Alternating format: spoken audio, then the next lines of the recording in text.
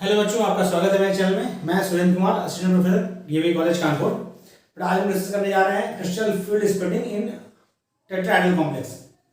Octahedral complex की crystal field splitting हमने पढ़ ली है। उसमें हमने देख लिया कि ये जो स्ट्रॉन्ग फील्ड लिगेंड होगा तो डेल्टा ओ की वैल्यू ज़्यादा होगी पेयरिंग एनर्जी से, तो पेयरिंग हो जाएगा, यानी लो स्पिन कॉम्प्लेक्स बनेंगे। और जब वीक फील्ड लिगेंड होगा तो हाई स्पिन कॉम्प्लेक्स बनेंगे। ये सब बातें हुई। आज डिस्कस करेंगे किसका टेट्राहेड्रल में स्प्लिटिंग क्या होगी। तो बेटा समझिए पहले टेट्राहेड्रल में क्या होगा। ऑक्टाहेड्रल में 6 लिगेंड होते हैं ज्योमेट्री में। टेट्राहेड्रल में कितने हो गए? 4 लिगेंड है, 2 लिगेंड कम हो गए। दूसरी बात क्या है, टेट्राहेड्रल में जो लिगेंड का अप्रोच होता है वो कहाँ होता है? वो डायगोनली होता है। कहाँ होता है? डायगोनली करता है। टेट्राहेड्रल को क्या होता है? टेट्राहेड्रल की अपनी ज्योमेट्री यदि आप देखें तो आपके दिन बताना चाहें इस तरह की होती है। ऐसा होगा टेट्राहेड्रल, इस तरह से टेट्राहेड्रल होगा बेटा आपका। ये होगा टेट्राहेड्रल आपका। तो डायगोनली अप्रोच करेगा, डायगोनली अप्रोच करेगा तो क्या होगा? तो इसके मतलब डायगोनली अप्रोच करेगा तो इसके मतलब आपका जो एक्सिस है उसके बीच में कर रहा है। तो आपको पता है कि जो हमने बताया था आपको dxy, dyz और dxz, ये क्या होते हैं? ये होते हैं, इनमें होता है एक्सिस के बीच में लोग होता है। तो आपका जो तीन ऑर्डर्स हैं dk, dxy, dyz और dxz, ये है रिपल्सन ज्यादा फेस करेंगे एज कंपेयर टू dx और dz स्क्वायर। या दूसरी बात दूसरे वे में कहें तो इसमें जो क्रिस्टल फील्ड स्प्लिटिंग होगी वह ऑक्टाहेड्रल की जस्ट रिवर्स होगी। क्या होगी? ऑक्टाहेड्रल में रिपल्सन ज्यादा कौन फेस कराता है? dx स्क्वायर और dz स्क्वायर। और यहाँ पर रिपल्सन ज्यादा कौन फेस करेगा? और दूसरा पेज जो आपका था dxy, dyz, dxz, ये ज्यादा रिपल्सन फेस करेगा। तो क्रिस्टल फील्ड स्प्लिटिंग क्या होगी? ऑक्टाहेड्रल की जस्ट रिवर्स होगी। बात नंबर 1। बात नंबर 2, स्प्लिटिंग एनर्जी का मान क्या होता है बेटा? स्प्लिटिंग एनर्जी का मान इसमें लगभग ऑक्टाहेड्रल के जो डेल्टा ओ है उसका 4/9 पार्ट होता है।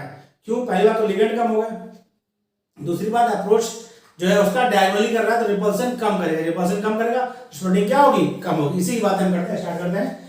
इन a tetrahedral crystal field ligand approaches CMI diagonally. जो सेंटर एंड की तरफ अप्रोच करते हैं वो कहां कैसे करते हैं? डायगोनली अप्रोच करते हैं। कहां करते हैं? तो इसका मतलब dxy, dyz और dxz ऑर्बिटल होगा वह फील मोर रिपल्सन, ज्यादा रिपल्सन फेस करेगा as compare to dx square minus x square minus y square और dz स्क्वायर। तो क्या होगा? आपका d ऑर्बिटल जो डीजेनरेट था CMI में वो स्प्लिट हो जाएगा। तो splitting of d orbitals occurs in a tetrahedral crystal field. Splitting d orbitals is less, splitting क्या होगी? लेस होगी। और opposite in comparison to octahedral field. Octahedral field की क्या होगी? अपोजिट होगी। उसमें बेटा क्या था? T2G का एनर्जी कम था, Eg का ज्यादा था। इसमें जस्ट उल्टा होगा, E का एनर्जी कम होगा और T2 का ज्यादा होगा। बेटा यहाँ पे G टर्म यूज नहीं किया है, कुछ बुक्स में देखेंगे आप G टर्म यूज किया। G का मतलब था जीरेट तब यूज करते हैं जब सेंटर ऑफ सिमेट्री होती है, क्योंकि ऑक्टाहेड्रल में सेंटर ऑफ सिमेट्री हो सकती है, इसलिए वहां पर G टर्म यूज करते हैं। टेट्राहेड्रल में नहीं हो सकती, इसलिए यूज नहीं करते। यदि G लिखा हो तो भी कोई दिक्कत नहीं है, ऐसा बड़ा इशू आपके लेवल पे नहीं है। तो यार T2G बट T2 और E वही है, इसे Eg और T2G था। तो देखिए इसमें आपको जो ये पॉइंट ध्यान रखना, ये बहुत ही इंपॉर्टेंट पॉइंट है। इस पर डायरेक्ट क्वेश्चन आते हैं, आपको ध्यान रखना पड़ेगा। पहली बात ये कि डेल्टा O यानी crystal field splitting for octahedral complex is greater than delta T। ये क्या होगा? Crystal field splitting energy for tetrahedral complex. Delta O का मान डेल्टा T से ज्यादा होता है। कितना होता है? लगभग डेल्टा T लगभग होता है 4/9 of delta O। 4/9 of delta O होता है डेल्टा T। ये डायरेक्ट पूछा गया क्वेश्चन है बेटा, डायरेक्टली पूछा गया सीधे सीधे। अगला आपको ध्यान रखना क्या कि क्योंकि डेल्टा T का वैल्यू बेटा डेल्टा O से कम हो गया, इसका मतलब हमेशा क्या डेल्टा T का मान P से क्या होगा? ज्यादा, पेरिनेज से कम होगा। इसका मतलब आपका लिगेंड स्ट्रॉन्ग फील्ड लिगेंड हो चाहे वीक फील्ड लिगेंड हो, दोनों ही केसेस में जो है आपका इलेक्ट्रॉन की फीलिंग एक ही तरह होगी। ये कहा है दोनों ही केस में हाई स्पिन कॉम्प्लेक्स बनेंगे, चाहे लिगेंड स्ट्रॉन्ग फील्ड लिगेंड हो चाहे वीक फील्ड लिगेंड, दोनों ही केस में क्या होगा? हाई स्पिन कॉम्प्लेक्स बनेंगे। यहाँ पर लिगेंड के स्ट्रॉन्ग फील्ड वीक फील्ड होने से उसकी फीलिंग में कोई फर्क नहीं पड़ेगा, एनर्जी अलग अलग होगी। स्ट्रॉन्ग फील्ड लिगेंड होगा तो डेल्टा T का मान ज्यादा होगा, वीक फील्ड होगा तो डेल्टा T का मान कम होगा, लेकिन इतना ज्यादा नहीं होगा कि वो पेरिनेज को से ज्यादा हो और वो आपका क्या है? पेयरिंग करा दे। तो दोनों में इलेक्ट्रॉन फीलिंग का तरीका एक होगा। कैसे स्प्लिट करता है पहले देखिए बेटा। एनर्जी आप इधर से बढ़ने का क्रम है। ये आपका 5 डिजेनरेट ऑर्बिटल था किसमें? सेंट्रल आयन में। जब लिगेंड अप्रोच किया तो एनर्जी इंक्रीज हुई, और जब और अप्रोच किया तो क्या हुआ? जो आपका dxy, dyz और dxz थे उन पर रिपल्सन ज्यादा हुआ तो उनकी एनर्जी बढ़ गई। ये कौन कौन से इसमें बेटा है? इसमें आपका है dxy, dyz और dxz, ये तीन ऑर्बिटल्स हैं। ये आपस में तीनों डीजेनरेट है। और उसके बाद इसमें कौन है? इसमें आपका है d x square y square और d z square, d x square y square और डी जेड स्क्वायर है। ई का एनर्जी कम हो गया और T2 ज्यादा होगा। क्या डिफरेंस रेशियो बेटा, ये आपका बैलेंस सेंटर है, इसमें आपका जो स्टेबलाइज हुआ वो आपका क्या है -0.6 डेल्टा टी, और जो डिस्टेबलाइज हुआ उसका +0.4 डेल्टा टी।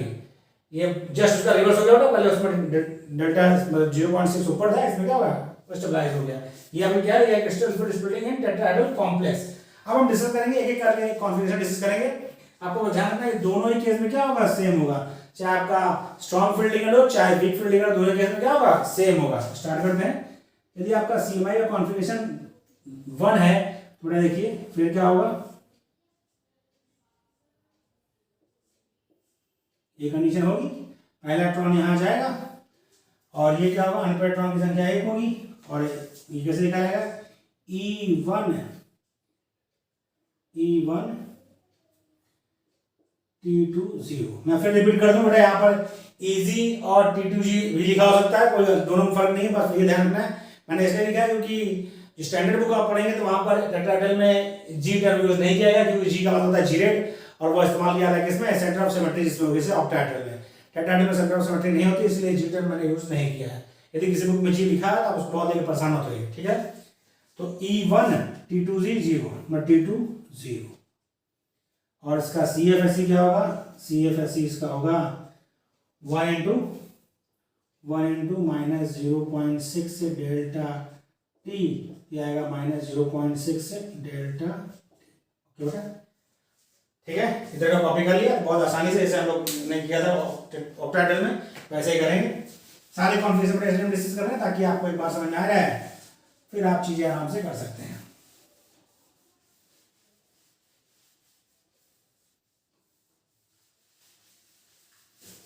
बस आपको चीज़ों को ध्यान रखना है, वीडियो को पूरा देखना है, ढंग से अच्छे समझना है, और अच्छे समझ जाएंगे तो चीज़ें हो जाएंगी आपसे। चलिए बात करते हैं अगला कॉन्फ़िगरेशन D2। तो इसमें क्या होगा, इसमें होगा आपका E2 T2 0 और अनपेड इलेक्ट्रॉन संख्या 2, और CFSE कितना होगा, CFSE आपका होगा -1.2 डेल्टा टी। आपको पता कैसे होगा, 2 into -0.6 डेल्टा टी करेंगे तो -1.2 डेल्टा टी आ जाएगा, क्योंकि आपने ऑक्टाहेड्रल में कर लिया तो हम उसको पूरा फैलाने लगातार तैयार है। T3 के लिए क्या होगा, D3 के लिए क्या होगा, D3 के लिए होगा आपका बेटा E2 T2 1। इसको हम आपको बना दें ताकि आपको ध्यान रहे, इसको बना देते हैं।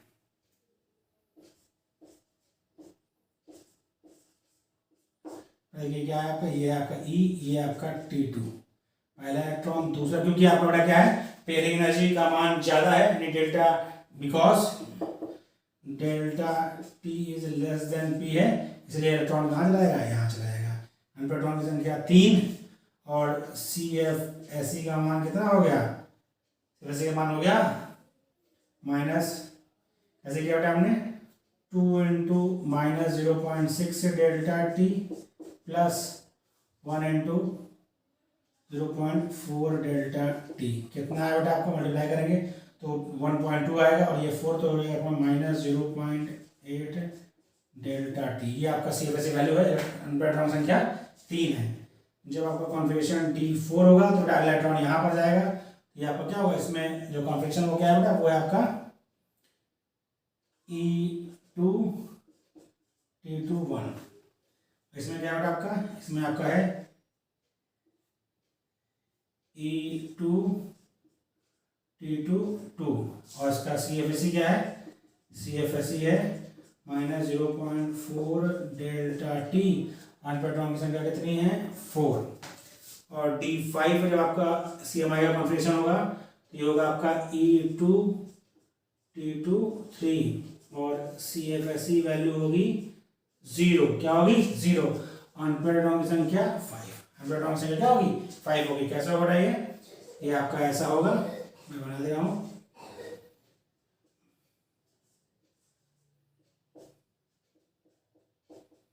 ये आपका E, ये आपका T2। ओके, ठीक है, उधर का हो गया बेटा, सेट का हो गया आपका, कॉपी कर लिया आपने। तो बस आपको ध्यान रखना है इसमें कि स्ट्रॉन्ग फील्ड लिगेंड हो चाहे वीक फील्ड लिगेंड हो, क्योंकि डेल्टा टी का मान बहुत कम है, तो पहले जितने भी ऑर्बिटल्स हैं उनमें इलेक्ट्रॉन सिंगली भरेगा पांचों में, फिर उसके बाद पेयरिंग स्टार्ट होगी, फिर उसके बाद पेयरिंग स्टार्ट होगी।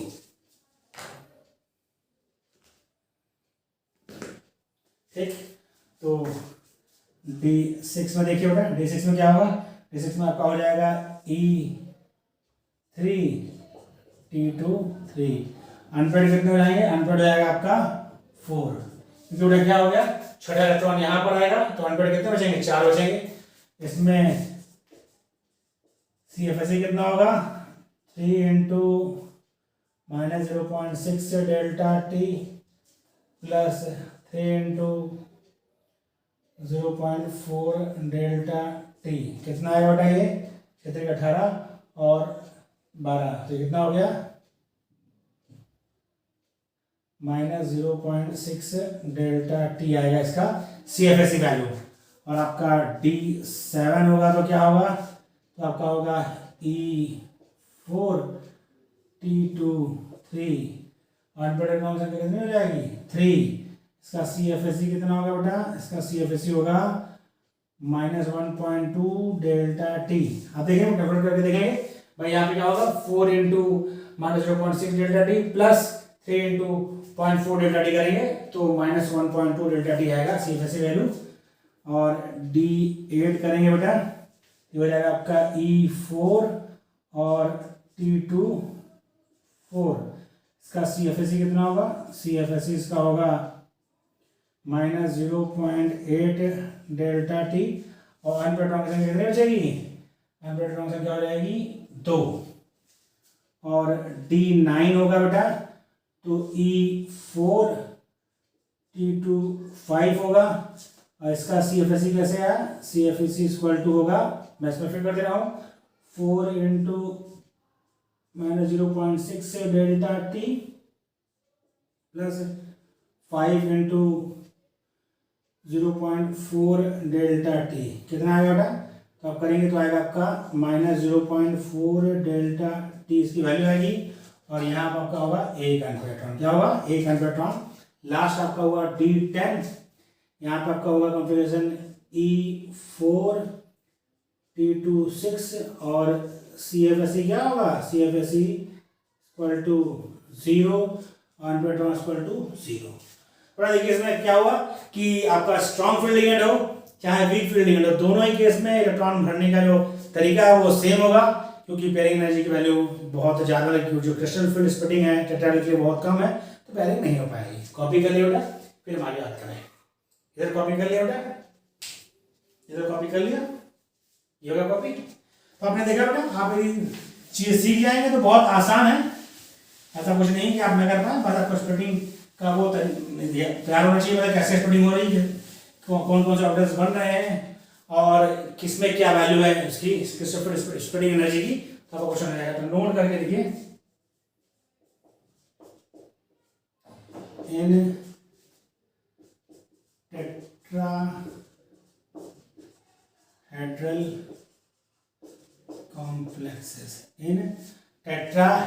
complexes both in presence of strong field ligand and weak field ligand, high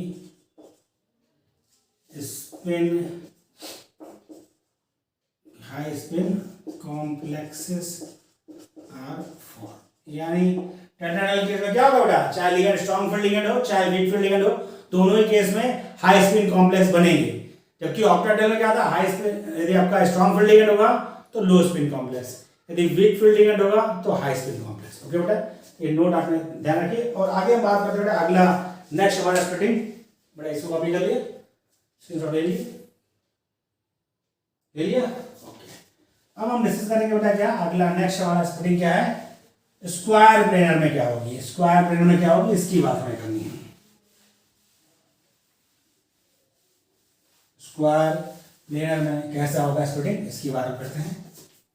हम डिस्कस करने जा रहे हैं।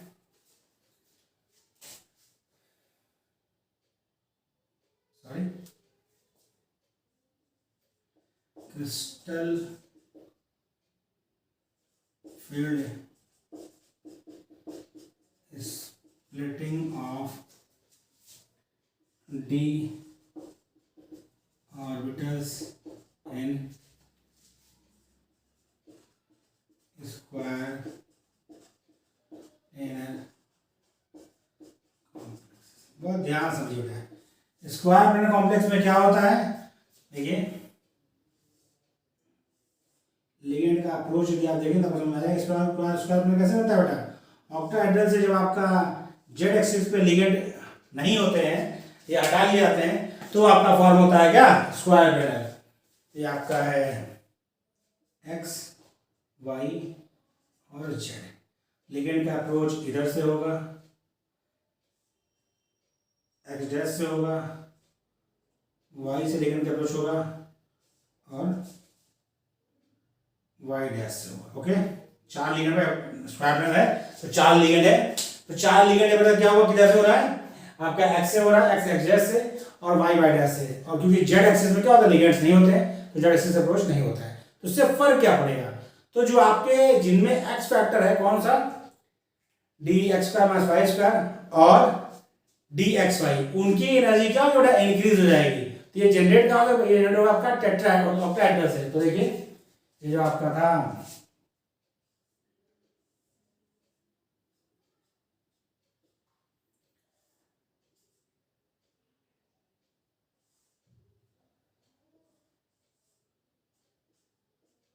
ठीक, तो ये आपका जो टूटेगा उसको और पहले का वरना बन नहीं पाएगा। ठीक, ये पहले ब्रेक हुआ तो किस में है,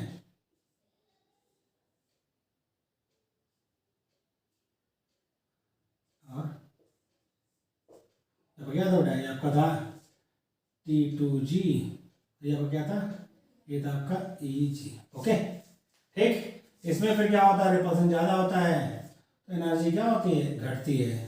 फिर ये फर्दर जाता है, इसमें आपका दो ऑर्बिटल यहाँ पर, एक ऑर्बिटल यहाँ पर, एक यहाँ पर। ओके, ये हो जाता है, ये कहाँ है, ये आपका ऑक्टाहेड्रल फील्ड। ये क्या होता है आपका, ये आपका है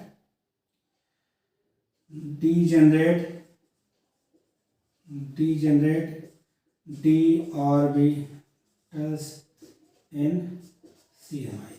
जब आपका क्या था, सेंट्रोइड का डीजेनरेट ऑर्बिटल इधर से क्या हो रहा है, एनर्जी इंक्रीज हो रही है, एनर्जी क्या हो रही है, इंक्रीज हो रही है।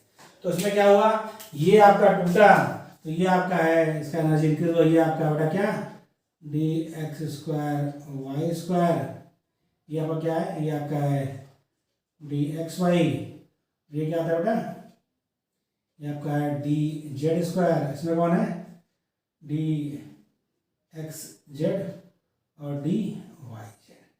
यहाँ से यहाँ जो एनर्जी जो डिफरेंस है वो क्या है, उसको बोलते हैं delta S square planar, S square planar. क्या होगा, कॉपी कर लीजिए। इसमें क्या हो रहा है, हम थोड़ा इसका थ्योरी पार्ट लिखवा दें। इसमें होता है, इसमें थ्योरी पार्ट और लिखिए कैसे हुआ है, as ligands lying on the z-axis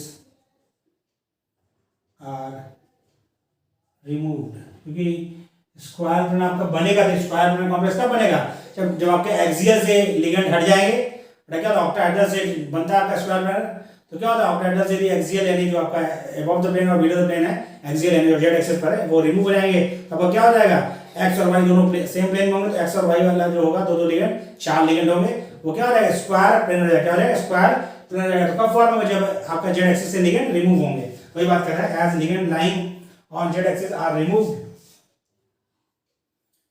removed the ligands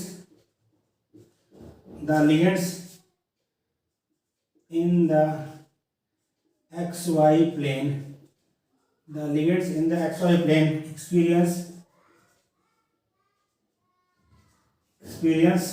greater repulsion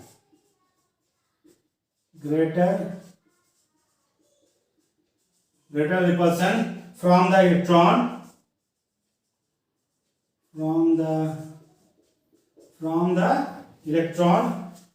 of CMI। तो लिगेंड्स बड़ा क्या है, लिगेंड ज्यादा अप्रोच करेंगे XY प्लेन पर, तो XY प्लेन पर जो डी ऑर्बिटल्स होंगे वह रिपल्सन ज्यादा फेस करेंगे, जब रिपल्सन ज्यादा फेस करेंगे तो उससे होगा क्या बेटा, उससे होगा ये कि आपकी स्प्लिटिंग जो हमने बता रखी है वो हो जाएगी। कॉपी कर लिया था ना, कॉपी कर लिया आपने, इससे क्या होगा, दिस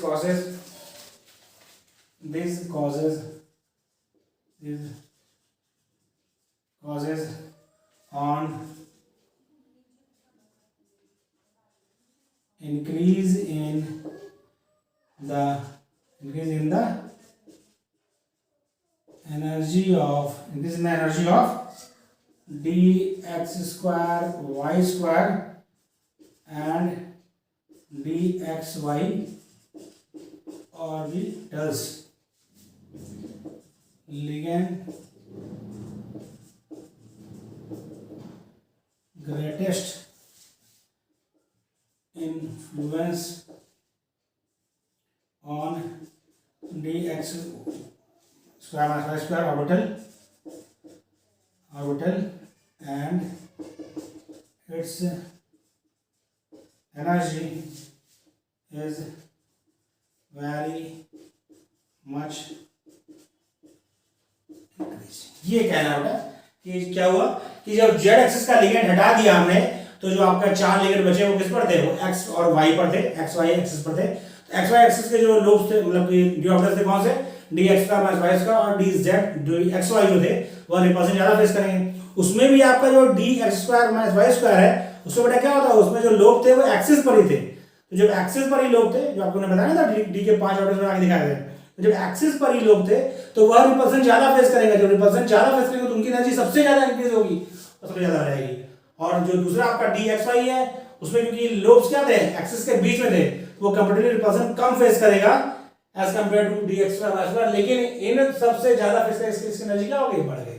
तो ये ऑर्डर होता है, एनर्जी गैप जो होता है वो डेल्टा एस क्यू कहलाता है। और आपको इसमें ध्यान रखना है बेटा, ये बहुत ही इंपॉर्टेंट पॉइंट है कि delta s p is greater than delta o is greater than delta t. Very important, directly पूछा गया पॉइंट है, वेरी इंपॉर्टेंट। और ये दूसरा आपका एस पी क्या है, एस क्यू हमने कहा था, एस पी स्क्वायर प्लेनर कहते हैं, कुछ जगह एस पी लिखा, कुछ जगह एस पी लिखा, हमने एस पी यूज किया है यहाँ पर एस पी। और delta s P square planar, S P क्या होगा, स्क्वायर प्लेनर, कुछ में यहाँ पे एस क्यू आपको मिलेगा, तो दोनों एक ही चीज है, एस पी एस क्यू। ये होता है 1.3 डेल्टा ओ। तो ये पॉइंट आपका बहुत इंपॉर्टेंट और ये भी इंपॉर्टेंट है। तो दोनों आपको रिलेशन याद रखने हैं कि क्या हो रहा है, किसकी एनर्जी ज्यादा है, क्यों ज्यादा है, क्योंकि यहाँ पर अप्रोच जो हो रहा है लिगेंड का वो हो रहा है एक्स और वाई एक्सिस पर, जेड एक्सिस पर कोई लिगेंड नहीं है। जब एक्स और वाई एक्सिस पर अप्रोच होगा तो जो आपका d x square minus Y square है, क्योंकि उसमें लोग एक्सिस पर ही होता है, तो सबसे ज्यादा रिपल्सन फेस करेगा, उसकी एनर्जी सबसे ज्यादा हो जाएगी। और उसके बाद जो आपका डी एक्स वाई है जिसमें लोग एक्सिस के बीच में है, वह रिपल्सन फेस करेगा तो एनर्जी उसकी ज्यादा होगी, क्योंकि इस पर रिपल्सन जेड स्क्वायर पर कोई नहीं है, उसकी एनर्जी कम हो जाएगी। और D x y, d x z और डी वाई जेड की एनर्जी कम हो जाएगी। तो ये आपका स्प्लिटिंग डायग्राम में क्या होता है, in square planar splitting. Okay, ये आप ऐसे कॉपी कर लिए, बहुत इंपॉर्टेंट पॉइंट। फिर हम आगे डिस्कस करते हैं दूसरा फैक्टर।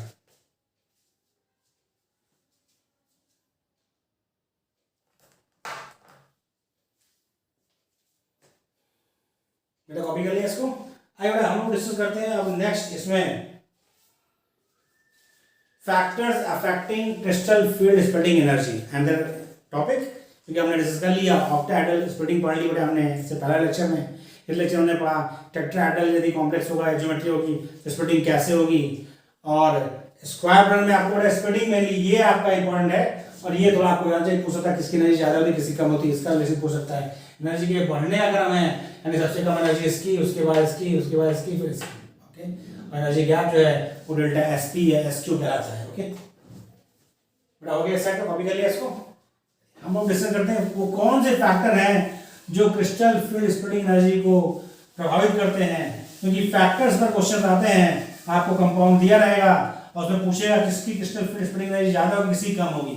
अब आपको फैक्टर पता रहेंगे तो आप बता पाएंगे। वैल्यू से मतलब नहीं हो रहा है, वैल्यू आपको हम लिखवा देंगे क्योंकि बुक्स में लिखी रहती हैं, लेकिन वहां आपको वैल्यू से मतलब नहीं है, तो वैल्यू नहीं पूछेगा, पर पूछेगा किसकी कम होगी किसकी ज्यादा होगी, किसकी कम होगी किसकी ज्यादा होगी, ये आपको पूछेगा। या चार आपको कंपाउंड दे रखा है, उसमें पूछेगा highest crystal field splitting energy किसकी होगी, तो आपको ये फैक्टर्स पता है, उसका ट्रेंड पता है, तब आप कर पाएंगे। तो हम लोग उसी की बात करते हैं, factors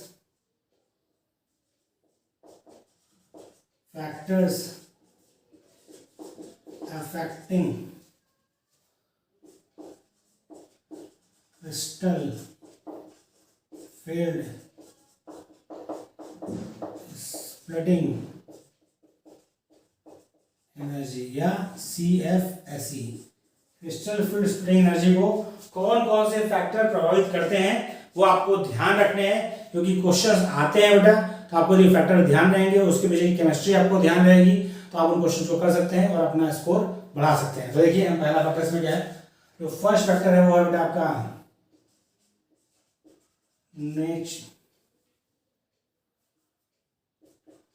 nature of central metal ion, या क्या बोलते हैं इसको, हम बोलते हैं CMI। क्या बोलते हैं इसको, हम कहते हैं CMI, central metal ion. Central metal ion के नेचर पर डिपेंड करता है, उसमें ये क्या है बेटा, दो पार्ट में, पहला चार्ज और ऑक्सीडेशन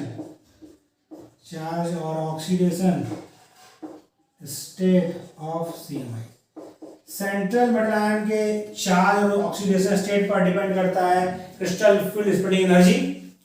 जितना ज्यादा ऑक्सीडेशन स्टेट होगा, समझिए बेटा ध्यान से, सेम मेटल होगा सेम लिगेंड होगा, वैरी क्या होगा, ऑक्सीडेशन स्टेट वैरी होगा। आपको ऑक्सीडेशन स्टेट या तो लिखा होगा या आपको उसमें निकालना होगा। जितना ज्यादा ऑक्सीडेशन स्टेट होगा, higher the oxidation state higher the crystal field splitting energy, ये ध्यान रखिए आप। तो वही मैं लिख रहा हूं आपको, as oxidation state of CMI increases, जैसे जैसे सेंट्रल मेटल आयन का ऑक्सीडेशन स्टेट बढ़ाते जाएंगे, CFSE value increases because ऐसा क्यों हो रहा है, because at higher oxidation state, CMI polarize ligands more effectively, thus ligand would approach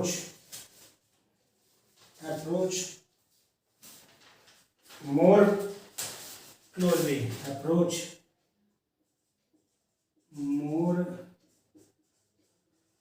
closely, as a result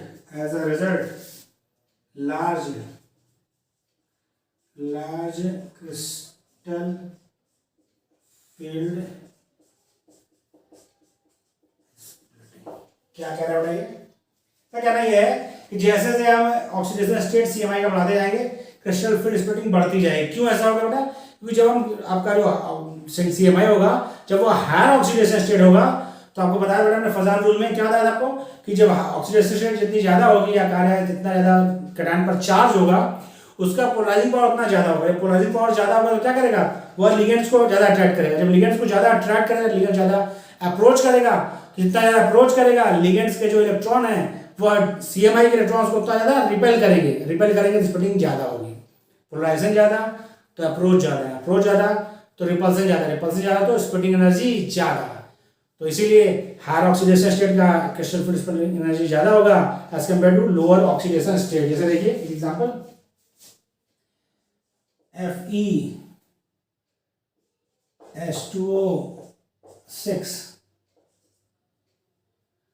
3+ यहाँ पर Fe+3 स्टेट में है, उसकी क्रिस्टल फील्ड स्प्लिटिंग एनर्जी ज्यादा होगी। किससे, जब आपका दूसरे कॉम्प्लेक्स का H2O के साथ ही है जिसमें यह +2 स्टेट होगा। तो +3 में क्या है, यहाँ पर Fe+3 में, इसमें क्या है Fe+3 में, इस कॉम्प्लेक्स में, इस वाले में कॉम्प्लेक्स में Fe+2 में है, इसलिए इसकी क्रिस्टल फील्ड स्प्लिटिंग एनर्जी इससे ज्यादा है।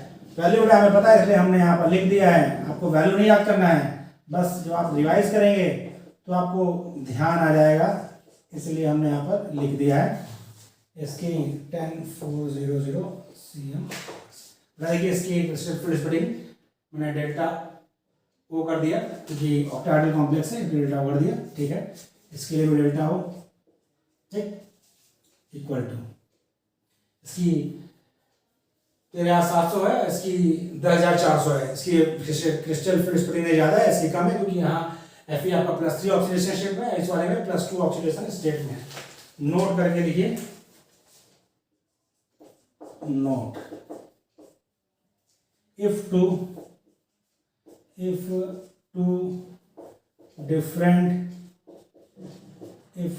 two different CMI possess same charge, भाई अलग अलग सेंटीमीटर आयन है और सेम चार्ज उसके ऊपर, सेम चार्ज, देन तब कैसे डिसाइड करेंगे, then the value of delta मतलब क्या, CFSE। डेल्टा किसको बोलते हैं, CFSE। डेल्टा क्या होता है बेटा, क्रिस्टल फील्ड स्प्लिटिंग एनर्जी को क्या कहते हैं, डेल्टा से नोट करते हैं। किससे नोट करते हैं, डेल्टा से। CFSE energy will be large for the CMI have lower atomic number, बहुत ही इंपॉर्टेंट पॉइंट है। यदि बेटा दोनों पर चार्ज सेम है तो अब हम कैसे डिसाइड करेंगे कि किसकी क्रिस्टल फील्ड स्प्लिटिंग ज्यादा हो, किसी कम हो। लिगेंड सेम है, चार्ज सेम है, तो जिसका आपका एटॉमिक नंबर कम होगा, उसमें क्रिस्टल फील्ड स्प्लिटिंग एनर्जी ज्यादा होगी। यहाँ बात वही है, एटॉमिक नंबर कम होगा, साइज छोटा होगा, पोलराइजेशन पावर ज्यादा होगा, तो अप्रोच ज्यादा होगा लिगेंड का अप्रोच ज्यादा होगा तो क्रिस्टल फील्ड स्प्लिटिंग एनर्जी ज्यादा होगी। जैसे देखिए दिखा रखा है हमने, CO कोबाल्ट H2O6 2+, ये ज्यादा होगी निकेल H2O, निकेल H2O6 2+ है। इसकी होती है आपका 9300 सेंटीमीटर इनवर्स, इसकी होती है 8500 सेंटीमीटर इनवर्स। एटॉमिक नंबर का क्या है बेटा, एटॉमिक नंबर इसका है आपका 27, कोबाल्ट कितना 27 और निकेल का होता है 28, क्योंकि दोनों पर चार्ज सेम है, लिगेंड प्लस टाइप सेम है, कोऑर्डिनेशन नंबर दोनों का सेम है। तो आप कैसे डिसाइड करेंगे, तो जिसका एटॉमिक नंबर कम होगा उसकी क्रिस्टल फील्ड स्प्लिटिंग एनर्जी ज्यादा होगी एज कम्पेयर टू इसका ज्यादा होगा। ओके बेटा, कॉपी कर लीजिए, इधर कॉपी हो गया बेटा आपका, कर लिया। अब आता है अगले फैक्टर की, यदि हम 3D सीरीज से 4D सीरीज में जाते हैं तो क्या होगा। नेक्स्ट आपका जो मेटल में दो था आपका, एक तो आपका बेटा ऑक्सीडेशन स्टेट कम ले है और दूसरा क्या है, दूसरा आपका है B, quantum number quantum number n, मतलब प्रिंसिपल क्वांटम नंबर की बात कर रहा है, n of d orbitals of CMI, मतलब 3D से 4D में आ रहे हैं, 4D से 5D में आ रहे हैं, तो क्या हो रहा है उसमें ध्यान रखिए बेटा, यह भी वेरी इंपॉर्टेंट पॉइंट है, ठीक। यानी इसमें क्या है, मैग्नीट्यूड ऑफ डेल्टा क्या है, क्रिस्टल फील्ड, डेल्टा से नोट करते हैं, crystal field splitting energy increases about 30% to 50% from 3D to 4D series, 3D to 4D series, and by the same amount from 4D to 5D series. देखिए इसका simple तरीका, ये क्या बेटा आपका CONS3 और RHNS3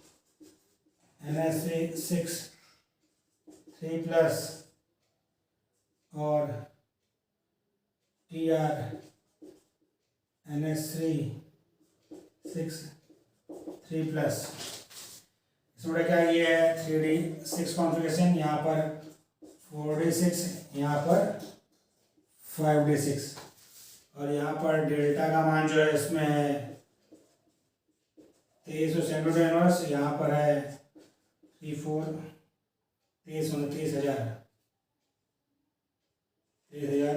सेंटीमीटर इनवर्स, यहाँ पर है 34,000 सेंटीमीटर इनवर्स, और यहाँ पर है 41,000 सेंटीमीटर इनवर्स। ओके, क्या कह रहा है बेटा, इसका कहना यह है कि जब हम 3D सीरीज से 4D सीरीज में जाएंगे तो लिगेंड की बात नहीं, यहाँ पर सीरीज की चेंज हो रहा है, तो लिगेंड यदि सेम है तो क्रिस्टल फील्ड स्प्लिटिंग एनर्जी लगभग 30 से 50% बढ़ जाएगी, कुछ बुक्स में 25 से 30 दे रखा है, अलग अलग बुक्स में अलग रखा है, तो मोटा मोटा 30 से 40% बढ़ जाएगी जब 3D से 4D में जाएंगे, और जब 4D से 5D में जाएंगे तो भी लगभग 30 से 50% इंक्रीज हो जाती है। तो दूसरी भाषा हम कहें जो 5D सीरीज का आपका मेटल होगा उसमें लिगेंड स्ट्रॉन्ग फील्ड लिगेंड हो चाहे वीक फील्ड लिगेंड हो, वह हमेशा लो स्पिन कॉम्प्लेक्स ही बनाएगा, वो हमेशा क्या बनाएगा, लो स्पिन कॉम्प्लेक्स ही बनाएगा। कौन सा बड़ा 5D सीरीज का जो मेटल होगा वह लिगेंड स्ट्रॉन्ग फील्ड हो चाहे वीक फील्ड लिगेंड हो, वो हमेशा क्या बनाएगा, लो स्पिन का कॉम्प्लेक्स बनाएगा, क्योंकि उसकी स्प्लिटिंग एनर्जी क्या हो गई बेटा, 3D से 4D में है तो 30 से 50% बढ़ी, और जब 4D से 5D में गए फिर क्या हुआ, 30 से लगभग 50% बढ़ी, तो लगभग कहा रहे हैं तो 3D से लगभग जस्ट डबल हो गई, इसमें देखिए हमने लिया भी है, कोबाल्ट का हेक्साएमिन कॉम्प्लेक्स लिया है, रुबिडियम का लिथियम का लिया है हेक्साएमिन कॉम्प्लेक्स, और टीआर का हेक्साएमिन कॉम्प्लेक्स लिया। बेटा देखिए ये सेम सीरीज में है, ये 3D6 है, ये 4D6 है, 5D6 है, तो देखिए इसमें 23,000 है, इसके बाद इसमें किसमें है, लिगेंड सेम है, चार्ज भी सेम है, इसमें 34,000 है CFSE वैल्यू, और यहाँ पर 41,000 है। क्या हो रहा है, सिर्फ चेंज हुआ क्या, सीरीज चेंज हुई, 3D से 4D, 4D से 5D, तो एनर्जी वैल्यू क्या हो रहा है, लगभग 30 से 50% इंक्रीज हो जा रही है। इसीलिए 5D सीरीज के जो मेटल होंगे वह हाई स्पिन कॉम्प्लेक्स क्या बनाते हैं, लो स्पिन कॉम्प्लेक्स बनाते हैं, क्योंकि पेयरिंग हो जाएगी, एनर्जी ज्यादा होगी तो क्या होगी, पेयरिंग होगी, तो हमेशा क्या फॉर्म करेंगे, लो स्पिन कॉम्प्लेक्स फॉर्म करेंगे। भाई आपका हो गया, ध्यान रखिए क्या कौन सा फॉर्म करेंगे, लो स्पिन कॉम्प्लेक्स फॉर्म करेंगे, क्योंकि स्प्लिटिंग एनर्जी की वैल्यू बहुत ज्यादा है तो वह पेयरिंग एनर्जी से ज्यादा होगी, जब पेयरिंग एनर्जी से ज्यादा होगी तो पेयरिंग करा देगा, तो लो स्पिन कॉम्प्लेक्स फॉर्म होगा।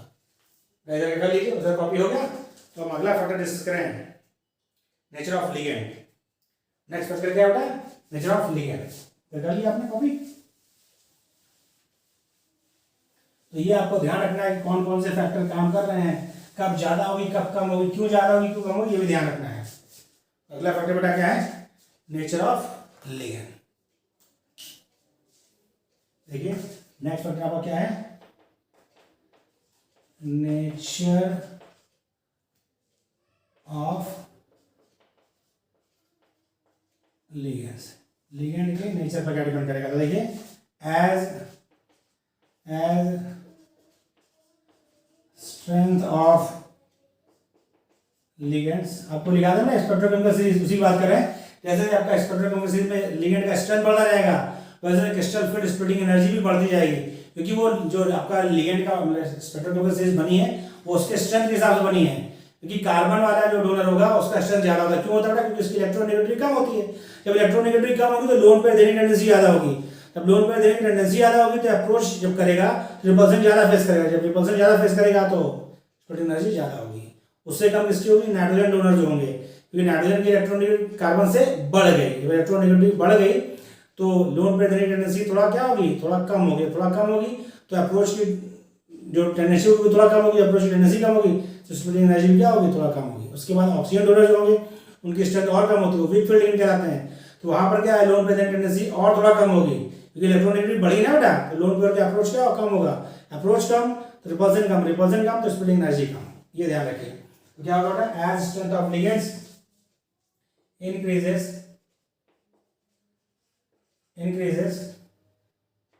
CFSE value increases, ऐसे देखिए क्या है आपका बेटा? CrCN6 3 माइनस, उसके बाद आपका है CrNH3 6 3 प्लस CrH2O 6 3 प्लस और CrCl6 3 माइनस। बहुत ध्यान देखिए बेटा, इसमें क्या है? देखिए मेटल सेम है, ये भी यहाँ पर +3 में है, यहाँ पर ये +3 में है, यहाँ पर यह +3 में है, ओके, यहाँ पर यह +3 में है, ठीक है।